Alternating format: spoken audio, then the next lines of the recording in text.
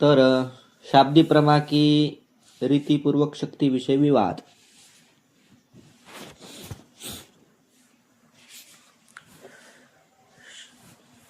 शब्द आणि अर्थाचा जो संबंध,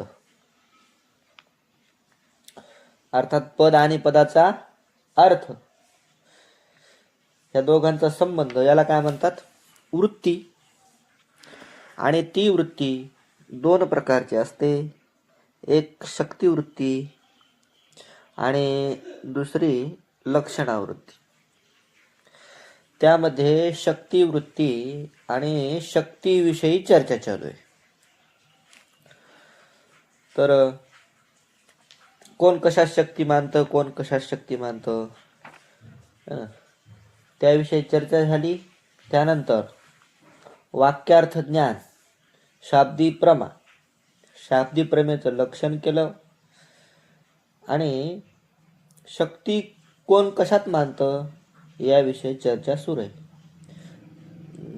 पदात शक्ती आहे की जातीमध्ये शक्ती आहे, जाती विशिष्ट व्यक्तीमध्ये शक्ती आहे, पदातली शक्ती कशामध्ये आहे याविषयी चर्चा चालू आहे. त्यापैकी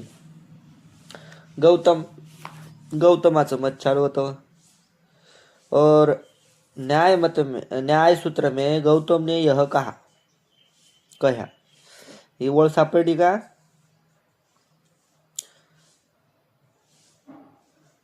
शंका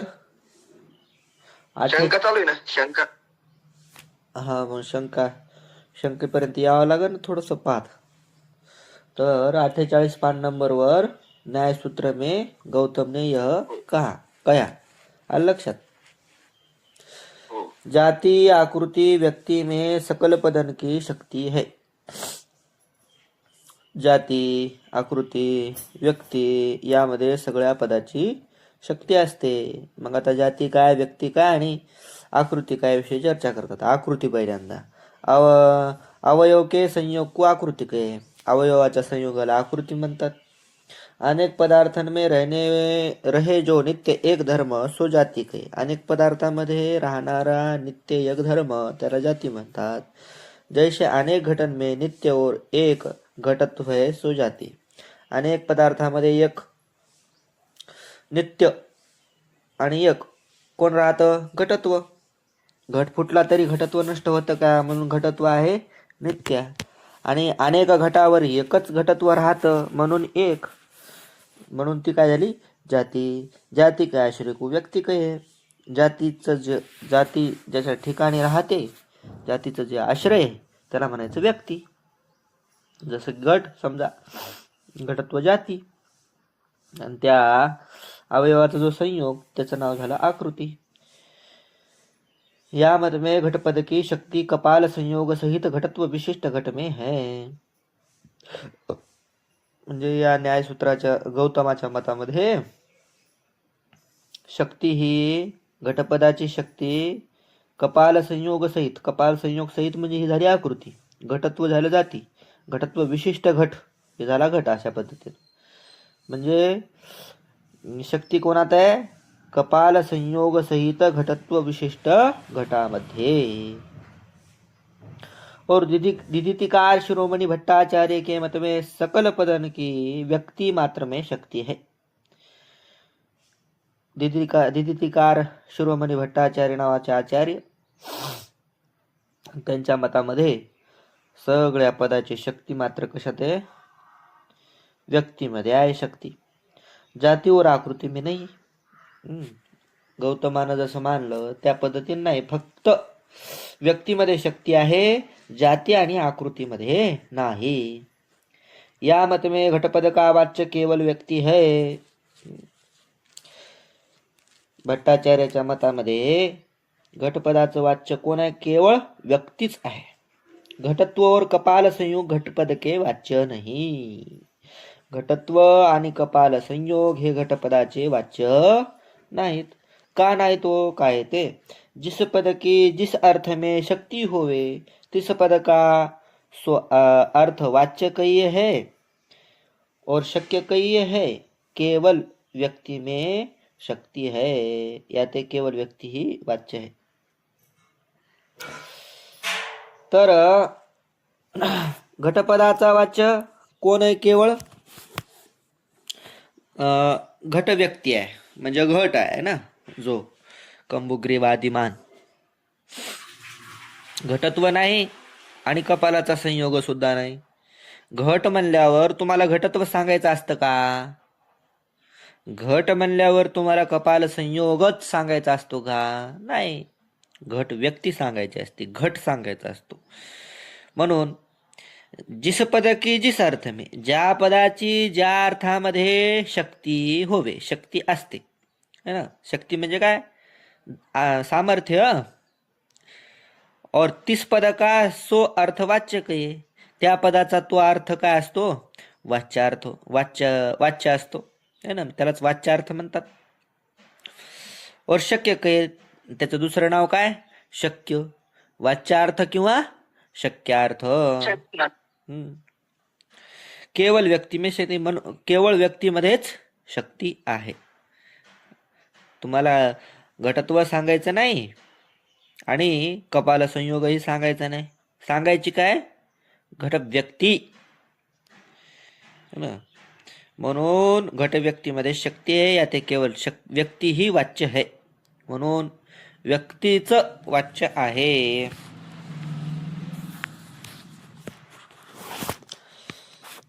तर वाच्यामध्येच शक्ती, अर्थात व्यक्तीमध्ये शक्ती.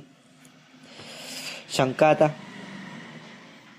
घटपद के उच्चारण ते घटत्व की, गोपद के उच्चारते गोत्व की, ब्राह्मण पद के उच्चारते ब्राह्मणत्व की प्रतीती होवे है. घटपदाच्या उच्चारणाने घटत्वाची, गोपदाच्या उच्चारणाने गोत्वाची आणि ब्राह्मण पदाच्या उच्चारणाने ब्राह्मणत्वाची प्रतीती होते. सो या मत में नहीं हुई चाहिए, ती या मतामध्ये होऊ नये. कारण फक्त कशामध्ये शक्ती मानली? व्यक्तीमध्ये शक्ती मानली, जातीमध्ये शक्ती मानलीच नाही. तर घटपद म्हणल्यावर घटत्वाची प्रतीती येऊ नये, गोपद म्हटल्यानंतर गोत्वाची प्रतीती येऊ नये, आणि ब्राह्मण पद म्हणल्यानंतर ब्राह्मणत्वाची प्रतीती येऊ नये. अशी आहे शंका.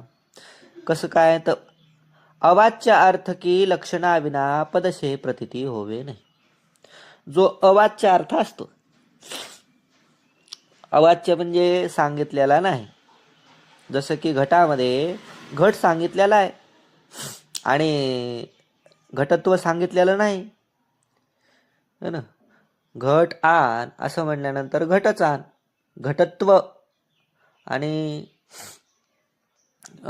कपाल संयोग अशा पद्धतीचा तिथं अर्थ होत नाही. वाच्य कोण आहे? फक्त घट.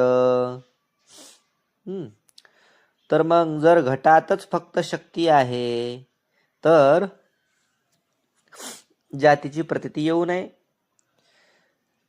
का जातीची प्रतीती येऊ नये? कारण जाती अवाच्य झाली, आणि जो अवाच्य अर्थ झाला, आणि अवाच्य म्हणजे न सांगितलेला अर्थ झाला, आणि अवाच्य अर्थाची लक्षणेशिवाय नुसत्या पदाने प्रतीती होत नसते.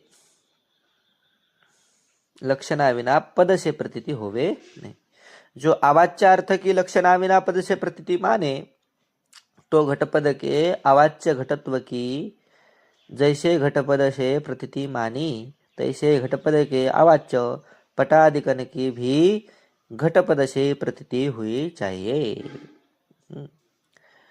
अवाच्य अर्थाची सुद्धा लक्षणे शिवाय नुसत्या पदाने प्रतीती जर मानली तर घटपदाचा जो घटपदाचे जो अवाच्य घटत्व, त्याचप्रमाणे घटपदशे घटपदाचं अवाच्य घटत्व जसं घटपदाने प्रतीतीला येतं, तसंच घटपदाचं अवाच्य असणारे पटादिक सुद्धा घटपदाने प्रतीतीला यावे.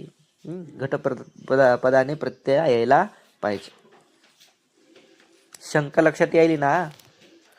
म्हणजे घटाचं जर ज्ञान झालं तुम्ही म्हणता की घटाचं ज्ञान झाल्यावर घटत्वाचं ज्ञान म्हणजे तिथं वाच्य केलेलं नाही की घटत्व. मग घटत्वाचं जर वाच्य केलं नाही तर तिथं तुमचा तिथं होत नाही अर्थ. तर मग तसं तर मग पटाचं पण तुम्हाला कळलं पाहिजे घट म्हणल्यावर, है ना? घटामध्ये जे घटत्व आहे, घटत्व अवाच्य. हा, अवाच्य म्हणजे अवाच्य सांगितलेलं नाही, फक्त घट सांगितला ना. सांगितलं. घटत्व अवाच्य आहे आणि अवाच्याची सुद्धा तुम्हाला प्रतीती येत असते असं जर तुम्ही म्हणत असाल तर अवाच्य मग पटाचं असणारा यायला पट, पाहिजे. त्या पटाची सुद्धा प्रतीती यायला पाहिजे, सरळ सरळ, हो हो. है ना. आणि तुमच्या मतामध्ये फक्त कशाची प्रतीती हे वाच्य जो आहे म्हणजे ज्या पदाचा उच्चार केला त्या पदाच्या फक्त व्यक्तीमध्येच काय शक्ती आहे, जातीमध्ये शक्ती नाही. मग जातीमध्ये शक्ती नाही आणि घटपदाने घटत्वाची सुद्धा तुम्हाला जर प्रतीती येत असेल तर अवाच्याची प्रतीती यायला लागली आणि अवाच्याची जर प्रतीती पदाने येऊ लागली तर अवाच्य असणारा कोण, पटपदार्थ, त्याची सुद्धा प्रतीती यावी, अशी शंका थोडक्यात त्याचं समाधान करतात. वाच्य की प्रतीति पद से होवे है और वाच्य वृत्ति जो जाती ताकी प्रतीति होवे है, याते यह नियम है. हा नियम पुढे आली. वाच्याची प्रतीति पदाने होते तसेच वाच्य वृत्ती जो जाती ताकी प्रतीति होवे. वाच्यवृत्ती असणारी, वाच्यवृत्ती म्हणजे वाच्याच्या ठिकाणी राहणारी जी जाती त्याची सुद्धा प्रतीती होते, है ना. समजा घट हे झालं वाच्य. आता घटावर वाच्यवृत्ती म्हणजे घटावर कोण राहतं, घटात जाती, त्याची सुद्धा प्रतीती, वाच्यवृत्ती जी जाती असते त्याची सुद्धा प्रतीती होत असते. यात यह नियम है. जाति भिन्न अवाच्य की प्रतीति होवे नहीं और वाच्य वृत्ति जो जाति सो अवाच्य भी प्रतीत होवे है. जाती भिन्न अवाच्य जितके असतात त्यांची प्रतीती होत नाही आणि अवाच्य असणारी जाती, अवाच्य जरी असली जाती तुमची तरी तिची मात्र प्रतीती होते, है ना. जसं की घट म्हणल्यावर घटत्वाची सुद्धा प्रतीती येते आणि घटत्व अवाच्य आहे तरी त्याची प्रतीती येते का, कारण ती जाती आहे आणि जातीहून भिन्न आहे पट, म्हणून पटाची प्रतीती येत नाही. पटाधिक अवाच्य प्रतीत होवे नाही. पटाधिक अवाच्य बी जाती अवाच्य असून सुद्धा घटत्व नावाची जाती अवाच्य असून सुद्धा घटपदाने त्याची प्रतीती येते आणि पटाधिक अवाच्य प्रतीत होवे नाही. पटाधिक जे अवाच्य आहेत त्याची मात्र प्रतीती येत नाही. अशी शंका झाली, नियम करून टाकला. जातीची प्रती येत असते हो, जातीची अवाच्य असणाऱ्या जातीची प्रतीती येऊ नये अशी शंका केली ना, मग नियमच करून टाकला. जातीची प्रतीती येत असते, जातीहून बाकीचे जितके अवाच्य आहे त्यांची प्रतीती येत नाही. मग आता पुन्हा एक शंका करतात, पुन्हा शंका. वाच्य वृत्ति अवाच्य जाति की पदन से प्रतीति माने तो घटपद से पृथ्वीत्व जाति की प्रतीति हुई चाहिए. आता सांगा, घटावर घटत्व आहे तसं घटावर पृथ्वीत्व आहे की नाही, आणि तुमचा नियम काय, तुमचा नियम आहे अवाच्य असणाऱ्या जातीची प्रतीती येते. घट जसा घट आहे तसं घट हा पृथ्वी सुद्धा आहे, मग पृथ्वीच्या ठिकाणी पृथ्वीत्व जाती अनायासे आलीच. जसं घटावर घटत्व तसं पृथ्वीवर पृथ्वीत्व. आता पृथ्वीत्व कणा राहते पृथ्वी आणि घट पृथ्वी नाही का, तसं घट कसं पृथ्वी होईल ना, घट पृथ्वी नाही, ते माती म्हणजे ह्याच्याने होत नाही ना, घट आणि पृथ्वी. पृथ्वी का अशी जगात वेगळी आहे, घटापटाहून निराळी. हे जितकी दिसायला ती सगळी पृथ्वीच आहे ना. पृथ्वी म्हणजे काय, असं विशिष्ट मातीलाच पृथ्वी म्हणायचं, दगडालाच पृथ्वी म्हणायचं, पर्वतालाच पृथ्वी म्हणायचं, घटाला पृथ्वी नाही का. सगळी पृथ्वीच आहे, म्हणून घट सुद्धा पृथ्वी आहे. घटही पृथ्वी आहे, पटही पृथ्वी आहे, आपले तुमचे आमचे शरीर सुद्धा पृथ्वी आहे. पुस्तक पृथ्वी, मोबाईल पृथ्वी, काय काय दिसणारं सर्व समोर पृथ्वीच आहे. जड जे वस्तू काय. हा. तर शंका काय, अवाच्य असणाऱ्या जातीची तुम्हाला प्रतीती आली तर ठीक आहे, अवाच्य जातीची तुम्ही नियम केला, अवाच्य जातीची प्रतीती येते. तर मग पृथ्वीत्व जाती सुद्धा अवाच्य आहे, आणि ती जाती कुठं राहते, पृथ्वीवर राहते. घट पृथ्वीहून भिन्न आहे का, घट सुद्धा पृथ्वी आहे. मग पृथ्वीवर पृथ्वीत्व राहतं, अर्थात घटावर पृथ्वीत्व राहतं. पृथ्वीत्व अवाच्य बी आहे, पृथ्वीत्व जाती पण आहे. मग त्या जातीची प्रतीती यायला पाहिजे. घट म्हणल्यावर काय कळायला पाहिजे, पृथ्वीत्व. आता काय येते, घटपद के वाच्य में जैसे घटत्व जाती रहे है तैसे पृथ्वीत्व भी रहे है. घटपदाचं जे वाच्य कोण, घट, त्या घटावर जसं घटत्व राहतं जाती, त्याचप्रमाणे पृथ्वीत्व जाती सुद्धा त्या घटावर राहते. या ते दोनों वाच्यवृत्ती आहे. दोन्ही पण काय झाले, वाच्यवृत्ती. वाच्यवृत्ती म्हणजे वाच्यावर राहणारे. वाच्य कोण आहे, शंकर. वाच्य कोण आहे, घट. हा. वाच्यवृत्ती म्हणजे घटवृत्ती. वाच्यवृत्ती म्हणजे हा, घटाच्या ठिकाणी राहतं. घटाच्या ठिकाणी राहणे. हा, कोण राहतं, घटत्व जाती हा आणि पृथ्वीत्व. हा, दोन्ही पण राहता. चला, घटत्व जाती रहे, पृथ्वीत्व रहे, दोनों वाच्यवृत्ती है और अवाच्य है. दोनों वाच्यवृत्ती असून कशा आहेत, अवाच्य. वाच्याच्या ठिकाणी राहतात आणि सांगितलेले नाहीत. अवाच्य म्हणजे न सांगितलेले. घट सांगितला ना, पृथ्वीत्व किंवा घटत्व सांगितले ना, अवाच्य झाले. घटत्व की नाही पृथ्वीत्व की भी प्रतीती हुई चाहिए. आता घट म्हणल्यानंतर घट कळतो आणि घटत्व कळतं. आता त्याप्रमाणे घट म्हणल्यावर पृथ्वीत्वाची प्रतीती यायला पाहिजे. तर घट म्हणल्यावर कोणाला नुसता घटत्वासहित घट कळतो की पृथ्वीत्व कळतं. पृथ्वीत्वाकडे एवढं लक्ष जात नाही. सरळ सरळ घट आणि घटत्व. घट कळतो, पृथ्वीत्व, पृथ्वी ही हे पृथ्वी आहे, इकडं लक्ष जात नाही किंवा मग ते कळत नाही. घटत्व की नाही पृथ्वीत्व की प्रती हुई चाहे. गोपद का वाच्य जो गो ताके विषय गोत्व की नाही पशुत्व रहे. गोपदाचं वाच्य कोण, गाय. गायीवर गोत्व राहतं, त्याप्रमाणे पशुत्व सुद्धा राहतं. दोनों अवाच्य, दोन्ही सुद्धा कशा आहेत, अवाच्य आहेत. अवाच्य आहेत पुन्हा वाच्यवृत्ती आहेत. तैसे ब्राह्मण पद से ब्राह्मणत्व की नाही मनुष्यत्व की प्रतीती हुई चाहिए. ब्राह्मण पदाने ब्राह्मणत्वासहित ब्राह्मणत्वाच्या प्रमाणे ब्राह्मणत्वाची प्रतीती यायला पाहिजे, तसेच मनुष्यत्वाची सुद्धा प्रतीती यायला पाहिजे, कारण मनुष्यच ब्राह्मण असतो. समाधान. आता त्याची त्या शंकेचं समाधान करतात. शंका लक्षात आली नीट, शंका लक्षात आली तरच समाधान कळते.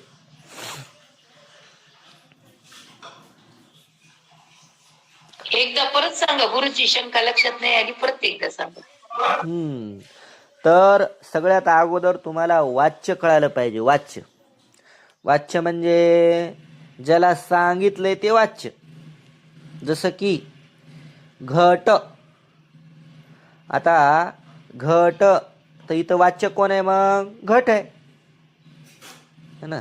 मी घट पद उच्चारलं तर वाच्य कोण झालं, घट. वाच्य वृत्ती म्हणजे वाच्याच्या ठिकाणी राहणार. वाच्य वृत्ती कोण झाला, वाच्य वृत्ती घटत्व झालं. घटावर काय राहतं, घटत्व. तर वाच्य घट, वाच्य वृत्ती कोण झालं, घटत्व.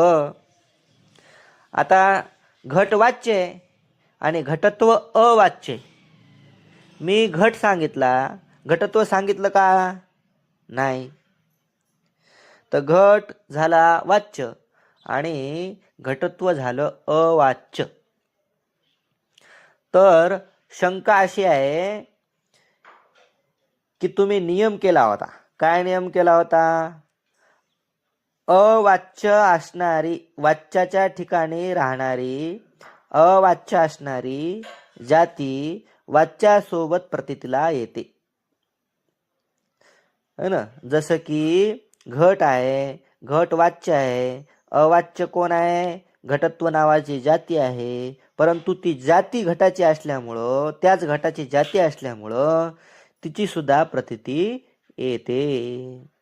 वाच्य वृत्ती अवाच्य असणारा धर्म जाती जी आहे तिची प्रतीती येते. हा नियम होता.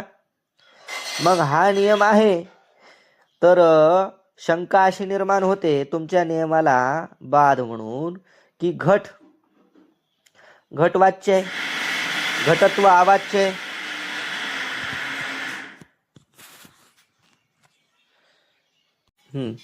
घट काय? वाच्य, घटत्व अवाच्य. मग घटावर जसं घटत्व आहे,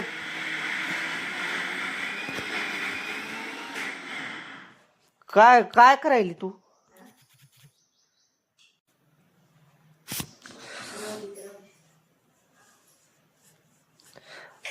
5 मिनिटं थांब.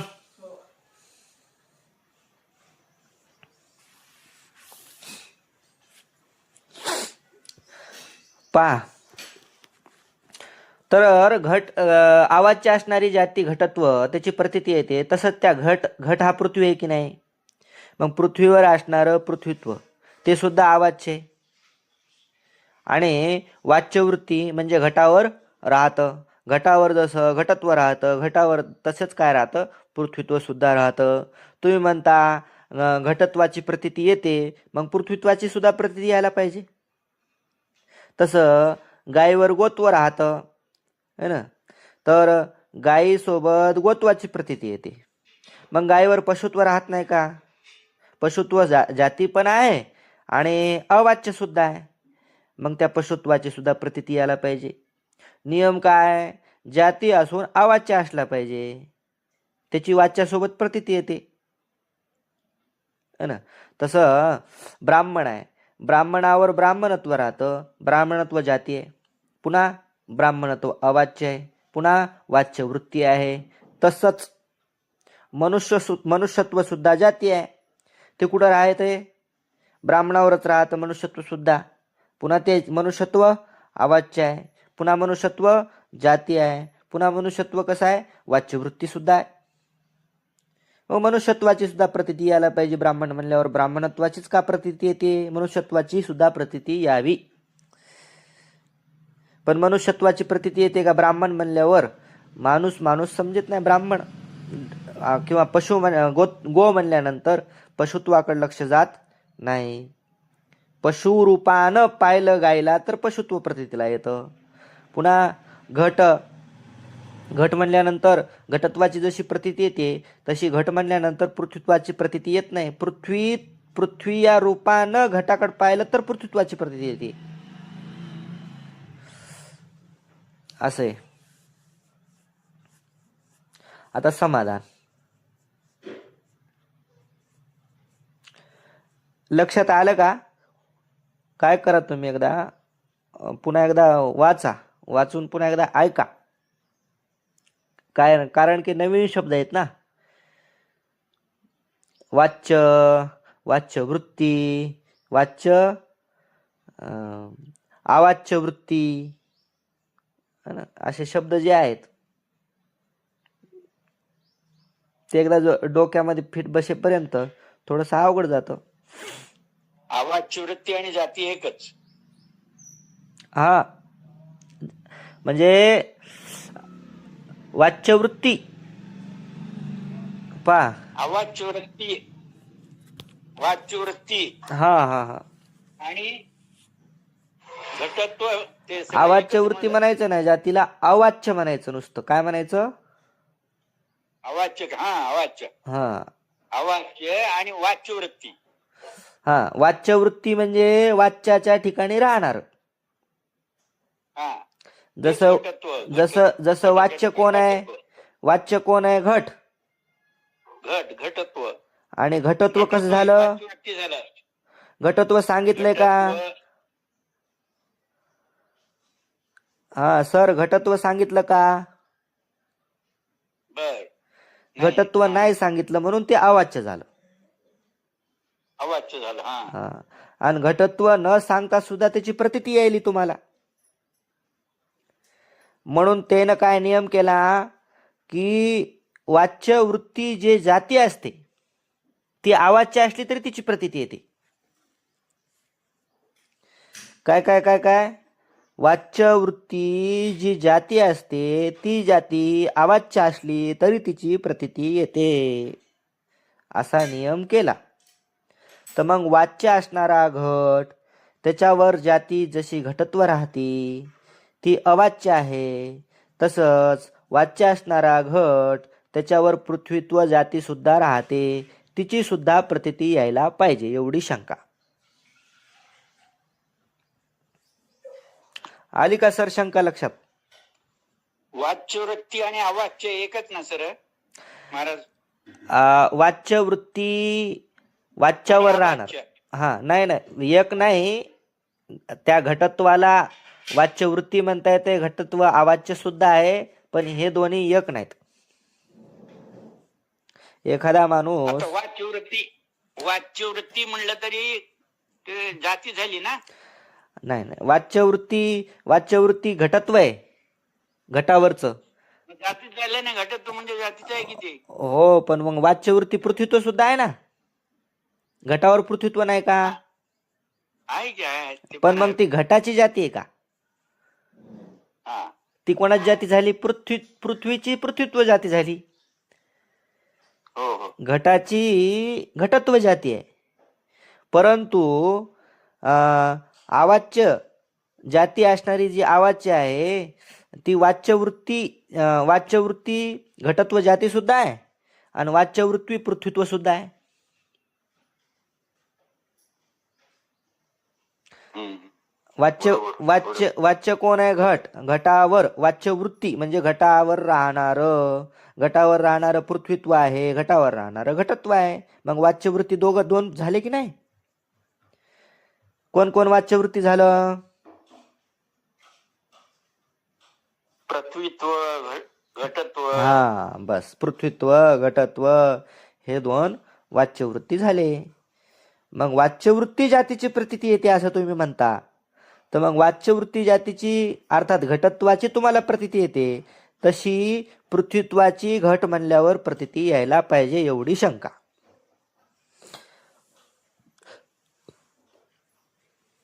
आता आलं का लक्षात? हो हो आलं छान आलं. आता त्याचं समाधान करतात. तर नीट लक्ष देऊन ऐकलं तर काहीच कठीण नाही याच्यामध्ये सुद्धा. आता समाधान. वाच्यतावच्छेदक जो अवाच्य ताकी और वाच्य की पद से प्रतीती होवे है. हो बरोबर आहे, तशी शंका यायला पाहिजे म्हणले. पण वाच्यता अवच्छेदक जो अवाच्य, निस्ता अवाच्य जाती असून चालत नाही. जाती असावी, नुसतं अवाच्य असावं, मग त्याची वाच्यासोबत प्रतीती येते असं नाही, तर ते वाच्यता अवच्छेदक असलं पाहिजे. जर ते वाच्यता अवच्छेदक असल तर त्याचीच प्रतीती येते. तर घट म्हणल्यानंतर घटत्व हे वाच्यता अवच्छेदक आहे, पृथ्वीत्व हे वाच्यता अवच्छेदक नाही. आता हे वाच्यता अवच्छेदक म्हणजे काय? जितकं वाच्य राहतं तितकंच राहणार, त्याचं नाव वाच्यता अवच्छेदक. वाच्य कोण आहे? घट. घटत्व हे वाच्यता आणि घटत्व अवच्छेदक आहे. जितका घट आहे तितकंच घटत्व आहे, त्याच्या अतिरिक्त नाही. परंतु पृथ्वीत्वाला घटाचं वाच्यता अवच्छेदक करता येतं का?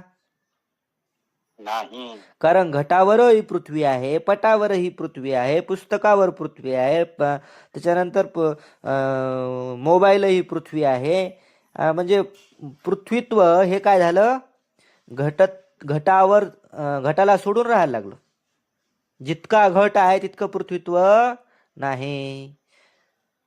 म्हणून पृथ्वीत्व हे वाच्यतावच्छेदक होत नाही.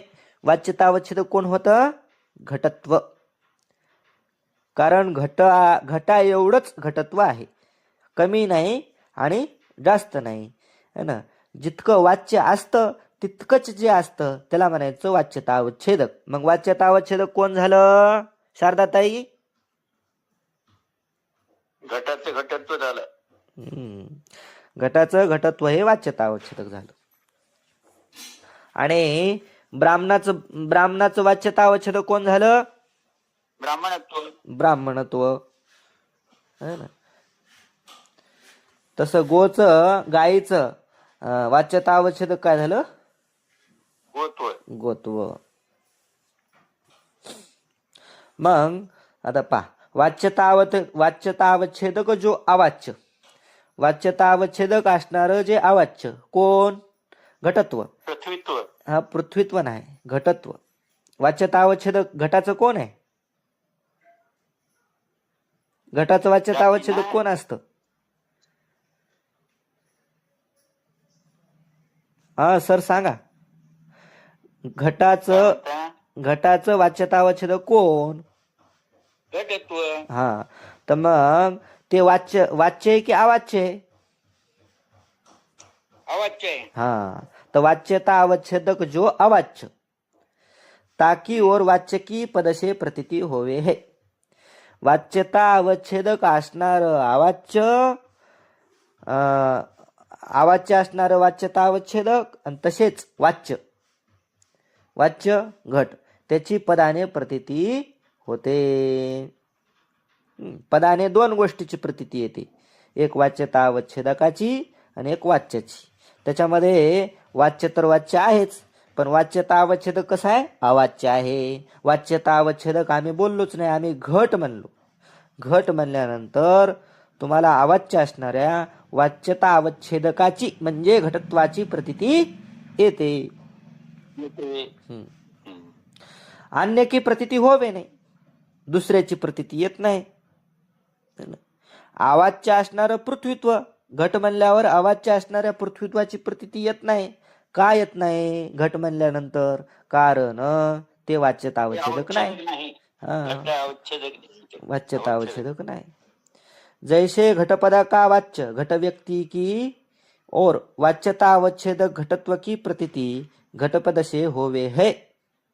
जसं घटपदाचं वाच्य घट है ना, घट व्यक्ती ती, आणि वाच्यता अवच्छेदक घटत्व, त्या दोघांची प्रतीती घटपद म्हणल्यावर येते. घटपदाने वाच्यता अवच्छेदक आणि व्यक्ती कळते. पृथ्वीत्व वाच्य नाही, पृथ्वीत्व काय नाही? वाच्यही नाही और वाच्यता अवच्छेदकही नाही. पृथ्वीत्व हे वाच्य नाही आणि वाच्यता अवच्छेदक सुद्धा नाही.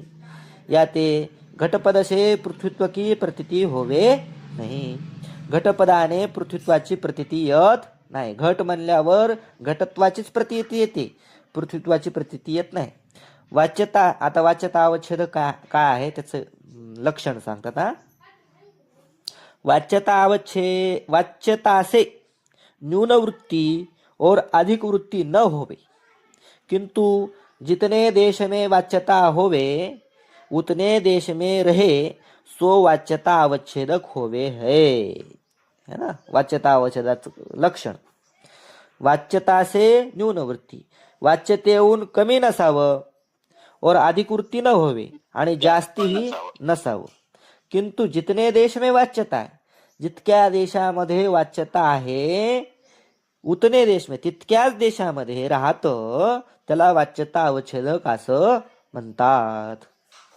वाच्यतेहून कमी नाही, वाच्यतेहून जास्त नाही, जितकी वाच्यता आहे तेवढाच जो धर्म असतो त्याला वाच्यता अवच्छेदक म्हणतात. घट म्हणल्यानंतर घटाहून कमी, घटाहून जास्त घटत्व नाही, जितका घट आहे तेवढंच घटत्व. पटपद की वाच्यता का सकल व्यक्ति में, हाँ, घटपद की वाच्यता का सकल घट व्यक्ती में है. घटपदाची जी वाच्यता आहे ती सगळ्या घटामध्ये आहे. है ना. घट म्हणल्यानंतर कोणता विशिष्ट घट थोडाच आहे, जगातला कोणताही घट होऊ शकतो. आणि घटत्व भी सकल घट व्यक्ती में रहे है. आणि जगातल्या जितक्या बी घट आहेत आणि त्या घटावर घटत्व सुद्धा आहे. या ते घटकी वाच्यता से न्यून वृत्ती और अधिक वृत्ती घटत्व नाही. घटा पदाची जितकी वाच्यता आहे त्याच्या कमी किंवा जास्ती घटत्व नाही. किंतु समान देशवृत्ती होने ते घटपद की वाच्यता अवच्छेदक घटत्व है. ते घटत्व जे आहे ते समान देशवृत्ती आहे. समान देशवृत्ती म्हणजे जितका घट आहे तितकंच घटत्व आहे, त्यामुळे त्याला वाच्यता अवच्छेदक म्हणायचं. कोणाला? घटत्वाला. घटपदाची वाच्यता अवच्छेदक कोण झालं? घटत्व. पटपद की वाच्यता पट में नहीं, पटपद की वाच्यता पट में नहीं और घट इथे शब्द आहे. घटपद की वाच्यता पट में नाही. ऐका की, घटपद की वाच्यता पट में नाही. घटपदाची वाच्यता पटाच्या ठिकाणी नाही. घट म्हणल्यानंतर घट कळतो, पट नाही. घटपद की वाच्यता पट में नहीं और पृथ्वीत्व पट में है. पृथ्वीत्व मात्र पटामध्ये पण राहतं. घटपदाचं वाच्य घट, पट नाही. परंतु पटा हे जे पृथ्वीत्व आहे ते पृथ्वीत्व कुठं राहतं? जसं घटावर राहतं तसं पटावरही राहतं. या ते अधिक वृत्ती आहे, म्हणून ते पृथ्वीत्व कसं झालं? अधिक वृत्ती झालं, जास्त झालं. जास्त झालं म्हणजे घटावर पण राहिलं पटावर पण राहिलं, म्हणून अधिक वृत्ती झालं, अधिक राहणार होणे ते घटपद का वाच्यता अवच्छेदक पृथ्वीत्व नाही. म्हणून घटपदाचं वाच्यता अवच्छेदक पृथ्वीत्व नाही.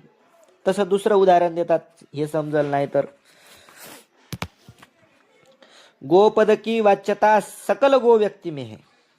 गोपद, गाय म्हणल्यानंतर सगळीच गाय, सगळ्या जगातल्या गाय आल्या. कोणती तरी एक गाय आहे की नाही, जगातली कोणती बी गाय. तो गोपद की वाच्यता सकल गो व्यक्ती, सगळ्या गो व्यक्ती म्हणजे जितकी म्हणून कोणती गाय असेल त्याच्या ठिकाणी गोपदाची वाच्यता झाली. और गोत्व भी सकल गो व्यक्ती में है. गोत्व सुद्धा सगळ्या गायीवर आहे. या ते गोपद का वाच्यता अवच्छेदक गोत्व आहे, म्हणून गोपदाचं वाच्यता अवच्छेदक कोण झालं? गोत्व. और अश्व में गोपद की वाच्यता नाही आहे. गोपदाची अश्वाच्या ठिकाणी वाच्यता नाही.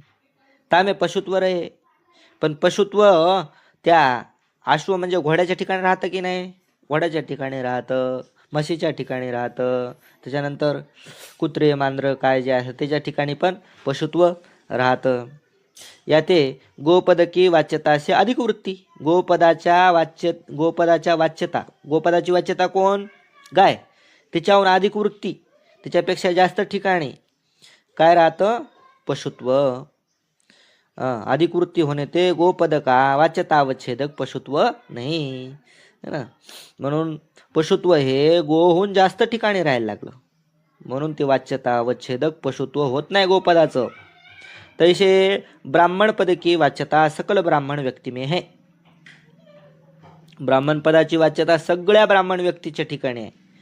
और ब्राह्मणत्व भी सकल ब्राह्मण व्यक्ती में, ब्राह्मणत्व सुद्धा सगळ्या ब्राह्मणाच्या ठिकाणी राहतं. या ते ब्राह्मण पद का वाच्यता अवच्छेदक ब्राह्मणत्व आहे. जितके म्हणून ब्राह्मण आहे त्याच्या ठिकाणी ब्राह्मणत्व आहे, कमी नाही आणि जास्त नाही. म्हणून ब्राह्मणत्व काय झालं? वाच्यता अवच्छेदक. और क्षत्रिय अधिकरण में ब्राह्मण पद की वाच्यता नाही. क्षत्रिय, बाकीचे क्षत्रिय म्हणा, वैश्य म्हणा, यांच्या ठिकाणी ब्राह्मण पदाची वाच्यता नाही. परंतु तहा मनुष्यत्व आहे, तिथं मनुष्यत्व मात्र राहतं. या ते अधिक वृत्ती आहे, म्हणून ब्राह्मणाहून जास्त ठिकाणी मनुष्यत्व राहायला लागलं, अधिक वृत्ती झालं. म्हणून ब्राह्मण पदाचं वाच्यता अवच्छेदक मनुष्यत्व नाही, है ना. आलं का लक्षात? ईशरीतिशे घटाधिक पदनते घटत्वाधिकन की प्रतीती होवे हे. घटाधिक पदाने घटत्वाधिकाची सुद्धा प्रतीती होते और शक्ती नहीं होने ते घटपदाधिकन के वाच्य नाही. हा, आता त्याच्या ठिकाणी, त्या कशाच्या ठिकाणी, घटत्वाच्या ठिकाणी शक्ती नसल्यामुळं ते वाच्य म्हणता येत नाहीत. शक्ती कोणात आहे?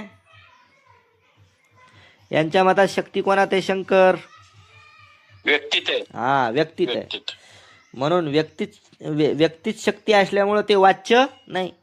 ज्याच्या ठिकाणी शक्ती राहते तेच वाच्य असतं, किंवा त्याला शक्य म्हणायचं किंवा त्याला वाच्य म्हणायचं. मग वाच्य कोण आहे? व्यक्ती. म्हणजे घट आहे, घटत्व नाही. शक्ती नाही होणे ते घटाधिकन के वाच्य नाही. घटपदाचे वाच्य नाही. कोण? घटत्वाधिक. किंतु वाच्यतावच्छेदक आहे, पण ते वाच्यतावच्छेदक मात्र आहेत. म्हणून वाच्य आणि वाच्यतावच्छेदक ह्या दोघाची प्रतीती ज्याच्या शक्यानेच होते. यह शिरोमणी भट्टाचार्य का मत है, असं शिरोमणी भट्टाचार्याचं मत आहे. चला, आता त्याच्यानंतर आता मीमांसकाचं मत येईल. ते मीमांसकाचं मत आपण पाहू द्या. थोडंसं चिंतन करा.